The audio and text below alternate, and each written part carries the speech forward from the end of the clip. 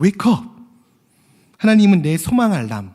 Wake up! 하나님은 내 소망 알람이라는 제목으로 하나님의 말씀 증거하도록 하겠습니다. 오늘 본문 58장 전에요. 이사야 56장 1절에 가보면요. 사람들은 의를 행하는 능력을 가지고 있지 않다고 언급을 하고 있습니다. 사람들이 스스로 의를 이루려고 하는 것을 56장 9절부터 57장 13절에서는요. 바로 우상 숭배하는 것이라고 간주하고 있습니다. 사람들은 의로 하나님을 섬기려고 했습니다. 아니, 섬기는 척했겠죠. 이상하게 하나님께서 특별하게 명령하시지 않은 금식에 사로잡혀서 기도하고 있는 모습을 오늘 본문 가운데서 볼 수 있습니다. 그리고 반대로요, 되려 하나님께서 특별하게 명령하신 안식일을 지키는 것은 무시하고 소홀하게 하고 있는 모습을 보고 있습니다. 이제 한 절씩 좀 자세하게 들여다보기를 원합니다. 이사야 1절은요, 앞장의 내용과 관련이 있어요. 그래서 앞장의 내용과 연관 지어서 읽으셔야 됩니다. 1절에서요, 하나님께서 이사야에게 목청을 다해서 외치라는 명령을 내리셨습니다. 왜 그럴까요? 그 백성들에게, 하나님의 백성들에게 그들의 죄, 자신들의 죄를 알려주기 위해서였습니다. 1절에서 크게 외치라고 한 것은요, 그냥 소리를 크게 지르라는 것뿐만이 아니라 언어의 예리함과 통렬함을 뜻하는 것입니다. 하나님의 백성들이 격렬하게 메어침을 당하지 않으면 그들은 그들의 악덕을 즐거워할 것이고 그들의 죄를 모를 것이기 때문에 따끔하게 알려주라고 명령하신 것입니다. 2절입니다. 2절을 현대 성경으로 번역해서 살펴보면요, 그들이 마치 공의를 행하고 하나님의 규례를 저버리지 않는 민족이나 되듯이 날마다 나를 찾으며, 하나님을 찾으며 나의 길을 알기를 좋아한다. 그들은 무엇이 공의로운 판단인가를 나에게 묻고 하나님께 가까이 나가기를 즐거워한다고 한다. 하나님께서 말씀하시는 분위기는 그들이 잘하고 있다라고 말씀하시는 것 같진 않죠. 마치 잘하고 있는 듯이, 잘하고 있는 것처럼 하나님께 나온다는 것인데 사실은 잘 못하고 있으면서 그러고 있다라고 질책하고 계시는 겁니다. 3절입니다. 그런데 이들은 하나님의 마음도 모르고 오히려 한술 더 떠서 우리가 금식을 하는데 하나님 왜 안 보이세요? 하나님 어디 계시나요? 아니, 왜 모른 체 하시는 거예요? 내가 이렇게 금식하고 있잖아요. 내가 지금 이렇게 괴롭게 금식을 하고 있는데 하나님 왜 모른 체 하십니까? 라고 따지고 있습니다. 그러면서 그들은 자신들이 금식하고 마음을 괴롭게 하여서 엄청 애쓰며 고생하면서 하나님께 기도하고 있다는 것을 어필하고 있어요. 왜 기도를 들어주시지 않는가? 왜 들어주시지 않는가? 불평을 들어놓기 시작합니다. 그러자 하나님께서 3절과 4절에 뭐라고 말씀하십니까? 보라, 너희가 금식하는 날에 오락을 구하며 온갖 일을 시키는도다. 너희가 금식하면서 논쟁하며 다투며 악한 주먹으로 치는도다. 너희가 오늘 금식하는 것은 너희의 목소리를 상달하게 하려는 것이 아니니라. 사람들이 겉보기에는 신앙심이 참 좋아 보입니다. 이 시대 사람들도 그랬을 거예요. 근데요, 정말로 하나님의 뜻을 아는데 관심이 있느냐? 그것이 문제인 거죠. 그것이 포커스인 것입니다. 그런데 이사야는 실상 이들은 하나님의 명령을 버리고 배신하고 있다고 이야기하고 있습니다. 금식을 하는 게 잘못된 건가요? 금식 기도를 하는 게 잘못된 건가요? 금식 기도를 하면서 기쁨과 순종의 표현을 하는 것, 이게 잘못된 건가요? 아닙니다. 방법이 잘못됐다는 거예요. 금식 기도를 하는 의도가 악독하다는 거예요. 3절에서 그들이 한 말에서 보여주는 것처럼 그들이 하나님의 마음에 들도록 기도를 했던 것이 아니고요, 그 반대입니다. 하나님께서 자신들의 마음에 들도록 행하시도록, 하나님의 역사가 우리의 마음에 들도록 하나님을 조종하기 위해서 제의를 드렸던 것입니다. 얼마나 악합니까? 결국 내가 원하는 방향대로, 내 뜻대로, 내 생각대로 하나님을 조정하려고 들었다는 것입니다. 그리고 4절로 넘어갑니다. 보라, 너희가 금식하면서 논쟁하며 다투며. 네, 이 말씀 아까 읽었던 말씀으로 넘어가는데요. 하나님께서 그들의 금식과 그 외 여러 가지 행위들을 혐오하십니다. 그리고 그 이유를 덧붙이세요. 그것은 모든 것이 그들의 순수한 마음에서 나오는 것이 아니라 그들의 실상은요, 금식 기도 그 기간에 육체적 싸움질을 하고 많은 이들이 자신이 사기친 것과 도둑질한 것을 속량하고, 그러니까 회개하면 없어진다는 뭐 이런 가벼운 이론으로 이제 접근을 하는 것이죠. 그리고 나서 그 행동을 안 하는, 그 회개라는 것은 무엇이냐면 거기서 돌이켜서 다시는 그 길로 가지 않는 거예요. 근데 이들은요, 회개를 하고 나서 더욱더 거침없이 노력질을 하기 위해서 금식을 하는 것입니다. 뿐만 아니라 심지어는 금식 기간에 더욱더 한가롭게 자신들의 장부를 검토했고요, 서류를 뒤적이면서 고리 대금을 계산했고요, 채무자들의 재산을 갈취할 방법을 고안해냈습니다. 그 금식 기도하는 기간에 하나님께서는 사람들의 백성들에게 정말 복을 주시기를 원합니다. 근데 그 복은요, 어떤 하나님을 조종해서 제의를 통해서 얻을 수 있는 것이 아닙니다. 복은요, 하나님과 맺은 언약을 깨트리지 않는 사람들에게 하나님께서 거저 주시는 것입니다. 그런데 이스라엘 선민들은 윤리적 행동으로 이 복을 쟁취하려고 들었다는 거예요. 여러분, 금식은요, 하나님께 드리는 예배가 아닙니다. 금식은요, 율법을 통해서 그러니까 율법처럼 명령처럼 여겨지는 것도 아니에요. 율법같이 꼭 금식을 해야 돼 이렇게 여겨지는 것도 아닙니다. 그냥 기도할 때 보조수단이에요. 보조수단. 우리가 죄인의 입장에서 하나님의 진노가 풀리고 역경을 헤쳐나갈 수 있게 되기를 간청할 때 우리의 육신을 제지하고 우리가 힘든 것, 우리의 죄에 있는 상태, 우리의 굴욕 상태를 다른 사람들에게 알려지고 하나님께 또 증거되는데 도움이 될 뿐인 것입니다. 근데 이 금식 기도를 의로 여기고 하나님께 계속 따지고 있는 것이죠. 그리고 또 중요한 것은요, 이 금식 기도는요, 하나님께서 구약에서요, 하나님께서 딱 두 번 금식하라고 명령하셨어요. 딱 2번. 근데요, 반대로요, 성경 수많은 곳에서 하나님께서는 그분의 백성들에게 다른 사람들, 지체들, 형제, 자매들, 나보다 연약한 사람들을 존경과 공평과 친절로 환대하라고 몇 차례에 걸쳐서 명령하셨다는 사실입니다. 그러나 그들은 그저 자신이 얼마나 헌신되어 있고 있는지를 보여주기 위해서 금식을 하고 있었을 뿐이라는 것입니다. 5절에서 하나님께서 원하시는 금식이 5절에서 하나님께서 원하시는 것은 이런 게 아니라 자기를 잊고 자기를 부인하고 외부를 돌아보라고 요구하시는 것입니다. 이것이 아주 중요한데요, 우리가 선을 행할 수 있습니다. 우리가 다른 사람을 돌아볼 수 있습니다. 근데 여기까지는 쉬워요. 여기까지는 쉬운데 그 다음이 어렵습니다. 우리 자신의 유익을 위해서가 아니고요, 다른 사람의 유익을 위해서 자기 자신을 부인해야 된다는 것입니다.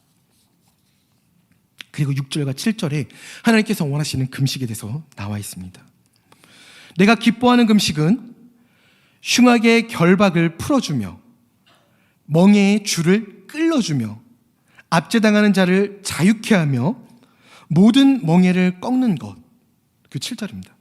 줄인 자에게 너의 양식을 나눠주고 유린하는 비민들을 집에 들이며 헐벗은 자를 보면 입혀주고 또 내 골육을 피하여 스스로 숨지 아니하는 것. 이 골육이란 말이 좀 어렵죠. 골육이라는 것, 우리의 골육이라는 것이 보입니까, 안 보입니까? 보이지 않습니다. 그렇기 때문에요, 우리 눈에 보이는 옆에 있는 사람은 당연한 것이고요, 보이지 않는 사람들, 온 나라의 백성, 족속들, 열방들의 모든 사람들, 열방들을 넘어서 모든 사람들에게 골고루 하나님의 사랑으로 섬기라는 것입니다. 보이지 않는 사람들까지도요. 이처럼 6절과 7절을 통해서 하나님께서 원하시는 금식과 신앙생활이 무엇인지 하나님께서는 분명하게 말씀을 해주고 계십니다. 그리고 8절에서 12절에 그리하면 그리하면의 세계로 연결이 됩니다. 그리하면 내 빛이 새벽같이 비칠 것이며 쭉 나가죠. 내가 부를 때는 나 여호와가 응답하겠고 쭉 나갔다가요. 11절입니다. 여호와가 너를 항상 인도하여 메마른 곳에서도 내 영혼을 만족케 하며 내 뼈를 견고하게 하리니 너는 물된 동산 같겠고 물이 끊어지지 아니하는 샘 같을 것이라. 죄 가운데서 하나님과의 관계가 끊어진 이스라엘에게 메시아를 통해서 영원한 생명수를 주시겠다는 약속을 하십니다. 이제 이후에 이스라엘은 엄청난 고난에 시달리게 됩니다. 나라가 망해요. 나라가 망합니다. 하나님께서 이들이 회개하고 돌아오면 정말 하나님께서 원하시는 기도를 하면은 용서해 주시겠다고 말씀을 하세요. 근데 죄를 지었기 때문에 죄값은 받아야 되는 거예요. 그래서요 11절에 내 뼈를 견고케 하리니 이 구절을 보면요, 이게 무슨 내용인가 저도 굉장히 궁금해서 찾아봤는데요, 우리의 뼈가 견고하게 된다는 게 아니고요, 먹지 못해서 이들이 죄값으로 나라를 잃잖아요. 그래서 이들이 배고픔에 이제 뼈만 남는 거예요. 하지만 그 뼈가 견고하게 해주겠다는 것이죠. 그러니까 죄를 지었기 때문에 죄의 삭스를 받지만 하나님께서 다시 회복시켜 주시겠다는 약속의 말씀이신 것입니다. 이게 요한복음 4장 사마리아 여인에게 말씀하신 영원히 목마르지 않는 샘물을 주시는 예수님과 연관이 됩니다. 예수님 없이 사는 이들의 갈증은 이루 말할 수가 없습니다. 또한 이 자리에 나와서 예배드리고 있지만 우리와 함께 선교를 가지만 마음 안에 예수님이 없는 이들의 갈증은 이루 말할 수가 없습니다. 선교지에 가서도 너무나도 힘들어하는 모습을 봐요. 선교지에 가서 자기의 정체성을 찾고 있어요. 되게 안타깝습니다.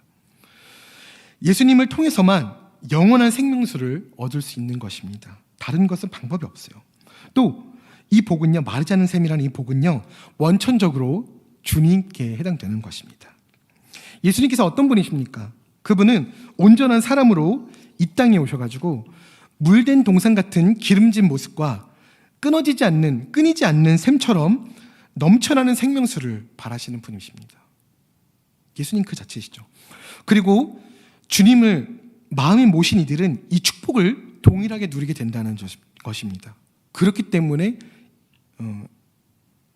이따 말씀드리겠지만 2차적으로 또 이 마르지 않는 삶 우리가 될 수 있다는 것입니다.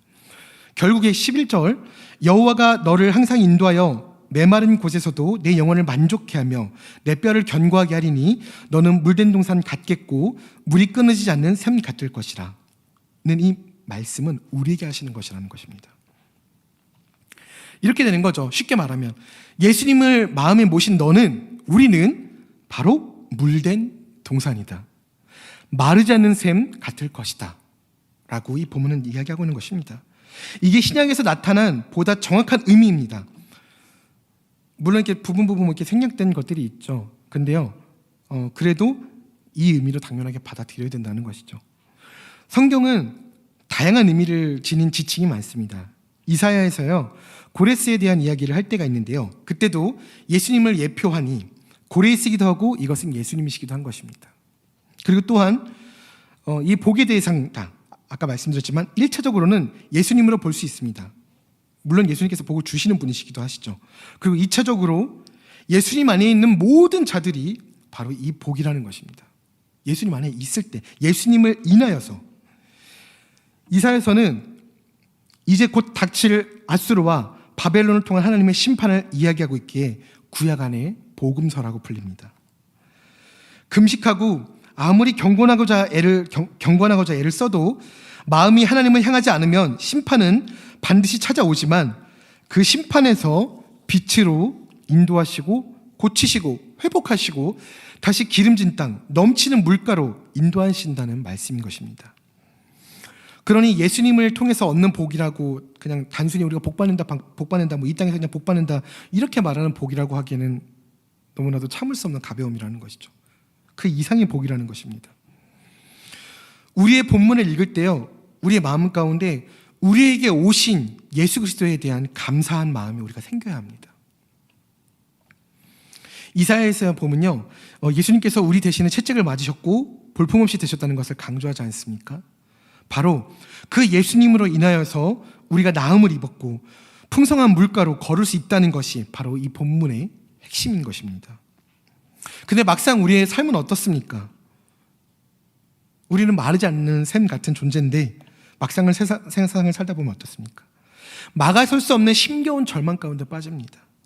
모두 다 비웃고 떠나는 낭만 가운데 놓여지게 됩니다. 한 걸음 내딛기도 어려운 두려움 가운데 속해 있고요. 그것이 우리의 양식이 되죠. 그리고 텅 빈 가운데 가득한 외로움만이 가득합니다. 그것이 우리의 삶이에요. 근데 그때 하나님께서는 우리의 소망의 알람이 되신다는 것입니다.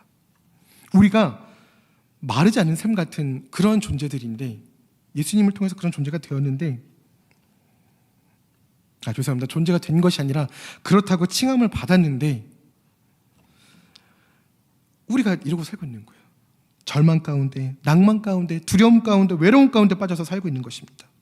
겉보기에는 다 멀쩡해 보여요. 다 정상인 것처럼 보입니다. 그러나 그 속을, 그 내면을 들여다보면 이루 말할 수 없는 아픔들이 우리들 마음 가운데 있다는 것입니다. 우리 아침에 알람 소리가 울리면 일어납니다. 새벽기도 우리 오려고 알람 맞추고 오지 않습니까? 근데 그 새벽에 그 알람 소리를 못 듣고 일어나면은 우리 하루는 어떻게 됩니까? 은혜 충만한 하루가 됩니다. 근데 만약에 그 알람 소리를 못 듣고 새벽 예배를 못 오고 직장도 늦었어요. 그럼 우리의 삶은 어떻게 됩니까? 내 인생에서 지워버리고 싶은 하루가 됩니다. 근데 그 알람 우리가 못 들어요. 못 일어나요. 이런 공격들은 우리가 교회 안에 모일 때 더 심한 것 같아요. 하나님 앞에서 우리 교회 전체 공동체를 생각을 해야 되는데, 내가보다, 나 한 사람보다 우리니까, 우리 전체니까 자꾸 무서운 생각들을 하는 것 같아요. 어떤 문제들이 주어졌을 때요, 말씀의 기준을 맞춰서 상황 파악을 해야 되는데 우리 인생에서는 그러지가 않아요. 이 문제가 근데 우리 인생에서 극복이 되질 않습니다. 계속해서 우리는 우리가 원하는 대로, 우리 조직이 원하는 대로, 우리 파가 원하는 대로, 우리 어떤 부서가 원하는 대로 끌고 갑니다. 말씀의 기준이 없어요. 내가 내지는 우리가 적용하는 것, 우리가 하고 싶은 것을 성경을 읽고 그 성경에서 구절을 뜯어 맞춰가지고 끄집어내가지고 적용시키는 것은 종교생활입니다. 신앙생활이 아니라는 것입니다. 우리가 성경을 읽는 것은 왜 읽습니까? 바로 하나님을 만나고자, 하나님의 임재를 경험하고자 그 성경을 읽는 그 과정이었는데, 성경을 읽다 보면은, 모임을 가지다 보면은, 우리가 선교를 가다 보면은, 우리가 예배 가운데서도, 지금 이 시간에서도 내가 누구인가? 난 언제 결혼하나? 난 어디로 진학해야 되지? 난 어떻게 취직해야 되지? 내일은 또 어떻게 되지? 막 사태와 상황 때문에 이 모든 성경과 설교가 막 들어오지 않을 때가 너무 많습니다. 그리고 말씀에 비춰진 나에게 닥쳐진 문제들을 해결하고자 설교의 본문들을, 목사님께서 말씀하시는 그 설교들을, 또 본문들을 내 상황에만 막 맞춰요. 하나님께서 원하시는 상황에 우리가 끌려가야 되는데, 하나님께서 조명하시는 그 사명 가운데 우리가 따라가야 되는데, 우리의 상황 가운데 하나님을 조종하고 하나님께 제의하여서, 하나님 내가 이렇게 했으니까 하나님 이렇게 해주세요, 이런 식으로 하나님을 조종한다는 것입니다. 그리고 우리는 이런 고민을 하죠. 우리 형제님들 이런 고민을 합니다. 주님, A자매도 괜찮고 B자매도 괜찮은데 전 어떻게 하죠?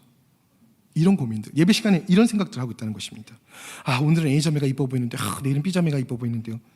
안 된다는 것입니다.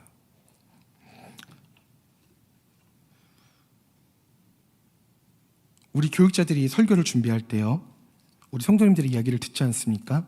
그리고 우리 리더 간사님들도 우리 팀원분들에게 말씀 증거하실 때 성도님들의 의견을 듣지 않습니까? 그 전에? 그러면요, 그 팀원분들의 문제를 놓고 어떤 말씀을 전할까에 대해서 자꾸 집중하게 됩니다. 그래서 내가 성도님을 위해서 어떻게 기도를 했으니 내가 이런 말씀을 하나님께서 주셨다, 그래서 이 말씀을 증거한다, 이런 식으로 말씀을 껴맞춰 간다는 거예요. 하나님을 조종하는 것이죠. 그게 아니라는 것입니다. 그 어떠한 상황 속에서도 멈춰서서 하나님께서 무엇을 원하시는가, 하나님께서 무엇을 원하시는 것을 기억하는 것이 중요하다는 것입니다. 그것이 시급한 거예요. 그것이 시급하다는 것입니다. 근데 우리는 이거 말고 다른 시급한 것, 우리의 인생에 있어서 다른 시급한 문제들 때문에 하나님의 알람 소리를 못 듣습니다. 하나님께서 일어나, 웨이크업, 지금 일어나야 될 시간이야 라고 말씀하시는데도 불구하고 우리는 우리의 문제 가운데 빠져들고 우리의 문제 가운데 하나님을 껴 맞추느라 하나님의 알람 소리를 듣지 못해요. 하나님은 우리의 소망이 되시는데 우리가 그렇게 갈급하게 원하는 소망인데도 우리는 듣지 못한다는 것입니다. 여러분, 우린 죄인입니다. 우리 인간의 전적인 타락을 받아들여야 돼요. 우리가 우리의 의로, 우리의 행실로, 윤리적인 문제들로 우리가 어떻게 할 수 있다는 생각 버려야 됩니다.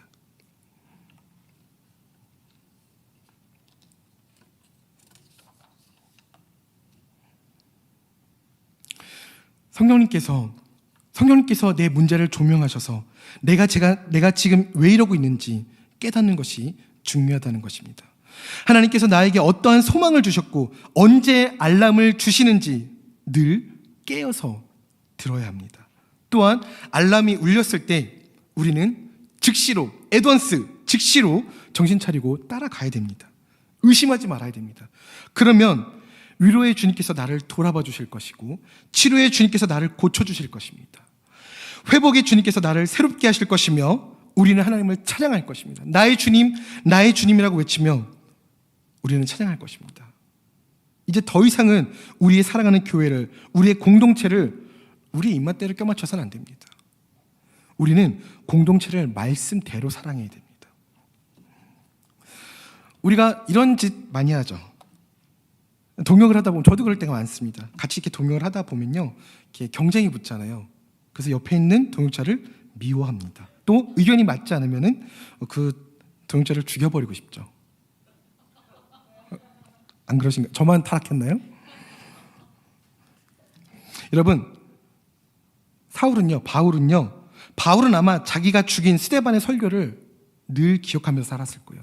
자신이 스데반을 죽였잖아요. 근데 스데반이 떠들었던 그 설교를 바울은 평생 기억하면서 살았을 것입니다. 그런데 우리는요, 동역자들이 외치는 그 말씀을 기억도 하지 않고 우리는 그냥 죽여요.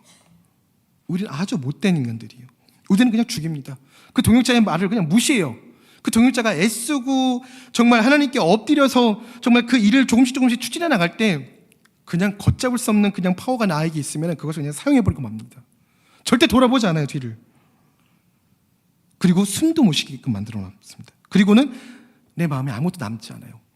조금이라도 미안한 마음이 있어야 되는데 그런 게 없어요. 남지 않는다는 것입니다. 이게 쉽지 않아요. 이게 쉽지 않습니다. 저도 해보려고 노력을 하지만 쉽지 않습니다. 아무리 사랑을 하려고 해도, 아무리 내가 마르지 않는 샘물이 되려고 해도 심서도 안 될 때가 있습니다. 근데 여러분들, 땅 위에 배가 있을 때요, 옮기려고 해도 장정 10명, 20명이 달라붙어도 1톤짜리 배 하나가 움직이기가 힘듭니다. 배가 무거우니까요. 그런데요, 밀물이 밀어닥치게 되면요, 그럼 배가 뜨겠죠. 그러면 조금 과장해서 어린애가 밀어도 밀립니다. 하나님께서 일하시는 방법은 바로 이런 것입니다. 내 힘, 내 능력, 또 내 마음대로, 또 내가 해야 돼, 내 의, 이런 게 아니라요, 하나님 은혜의 강물을 보내주셔서 하나님, 내가 사랑할 수 있도록, 내가 뜨겁게 사랑할 수 있도록 이 어려운 과정 가운데, 이 우리 공동체의 어려움들 가운데 내가 사랑으로 우리 공동체를 변화시킬 수 있도록 하나님 나를 사용하여 주시옵소서라고 매달리면서 내려놓아야 됩니다. 우리가 신앙생활 하다 보면요, 분명히 하나님께서 웨이크업, 일어나, 정신 차려, 이렇게 말씀하신 알람의 소리가 들릴 것입니다. 여러분들의 소망은 지금 어디에 있습니까? 문제가 좀 있어요. 하나님께서는 우리의 소망이 알람이 되시는데, 하나님께서 원하시는 그 소망과 우리가 원하는 소원이 거리감이 좀 있을 수 있다는 거예요. 하나님께서 주시는 것은 소망이고 우리가 원하는 것은 소원입니다. 아닐 수도 있어요. 근데 저는 그렇게 정의를 했습니다. 이따금씩 우리가 원하는 것과 하나님께서 원하시는 것은 멀리 있다는 것이죠. 우리가 이때 기억해야 될 말씀이 있습니다. 요나의 넝쿨에 대해서 기억을 합니다. 요나 선지자는 니느웨에 가서 멸망을 선포하라는 하나님의 명령을 받았죠. 근데 요나가 어떻게 합니까? 갑니까? 안 갑니다. 딴 데로 갑니다. 그러다가 어떻게 돼요? 물고기 뱃속에 들어가서 3일 밤낮을 갔다가 가게 되죠. 그리고 전도를 합니다. 그리고 요나가 너무 힘들어해요. 너무 힘들어요. 그러니까 하나님께서 이제 막 뜨거워요. 막 햇빛이 뜨겁고 이러니까 이제 힘들어합니다. 그리고 얼마나 짜증이 났겠어요. 자기 백성들을 죽인 저기 여기로 와가지고 니네로 와가지고 막 복음을 증거다 얼마나 막 여기서 막 불이 나겠습니다. 내가 막 하나님 말이 명령이니까 내가 그냥 하기는 했지만 뭐 사랑이 있어서 했겠어요. 근데요 하나님께서 은혜롭게도 그런 요나에게 피난처와 휴식처를 제공을 해주셨어요. 요나에게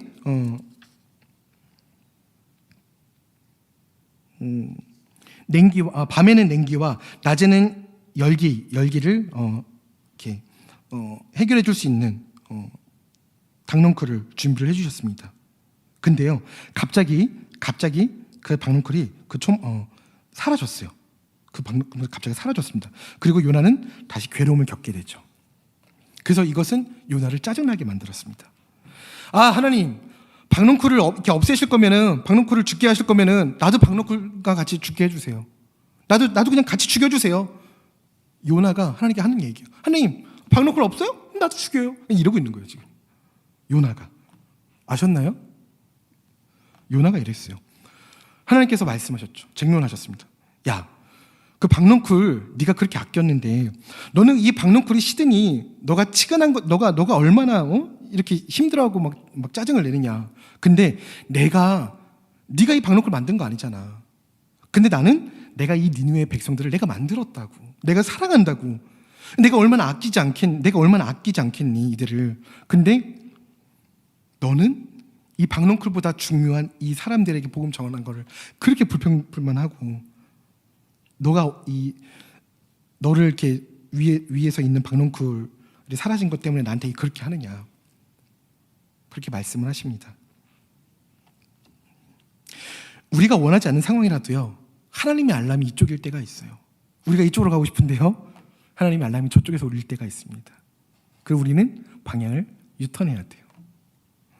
하나님께서 들려주시는 알람 소리가 어디 위치에서 울리고 있는지를 잘 들어야 된다는 것입니다. 때로는 그 알람 소리가 들리지만 우리가 다가가지 못할 때가 있어요. 왜? 두렵고 떨리거든요. 하지만 그럴 때 우리에게 필요한 것이 있습니다. 바로 바랄 수 없는 중에 바랐고 믿었던 아브라함의 믿음이 필요한 것입니다. 아브라함은요 바랄 수 없는 중에 바라고 믿었어요. 그리고 그 믿음으로 하나님께 영광을 올려드렸다는 사실입니다. 그리고 약속하신 그것을, 하나님께서 이루어주실 것을 확신했다는 거예요. 확신. 우리도 확신함으로 하나님의 알람 소리를 듣고 가야 됩니다. 내가 마르지 않는 셈이라고? 내 삶은 지금 이런데 엉망진창인데 내가 마르지 않는 셈이라고? 확신을 가지십시오. 내가 그렇게 하는 게 아니에요. 내 의로 그렇게 된다는 게 아니라니까요. 여러분, 우리에게 주어진 믿음이 우리의 의로 주어진 것입니까? 아닙니다. 근데 아브라함은요 그 믿음을, 하나님께서 주신 믿음을 가지고요 하나님께 의롭다 칭함을 받았어요. 바랄 수 없는 중에, 그것도 우리의 상황이, 우리의 상황에 우리가 아무리 기도를 해도 우리의 기도가 우리의 상황이 압도당해서 괴로울 때가 참 많이 있습니다. 마태복음 15장 21절에서 28절 말씀입니다. 가나안 여자가 있었죠. 그 여자가 말합니다. 예수님, 내 딸이 흉악하게 귀신이 들렸습니다. 고쳐주시옵소서. 그때 예수님께서 뭐라고 말씀하십니까? 야, 우리 자녀에게 줄 떡을 걔한테 주는 게 이게 옳은 게 아니야. 그러자 이 여인이 뭐라고 말합니까? 예수님, 맞습니다. 그러나 개들도 주인이 던져주는 부스러기를 먹지 않습니까?